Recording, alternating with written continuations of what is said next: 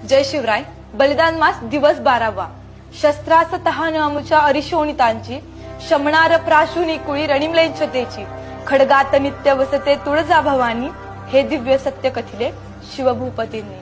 आणि या श्लोकाचा अर्थ असा आहे की छत्रपती शिवाजी महाराज आणि धर्मवीर छत्रपती संभाजी महाराज यांच्याप्रमाणेच आपलं शस्त्रही स्वधर्माच्या विरोधात जाणाऱ्या आणि रयतेला त्रास देणाऱ्यांच्या विरोधातच उगारलं गेलं पाहिजे आणि त्यांचा ऱ्हास करूनच ते म्यानबंदही झालं पाहिजे.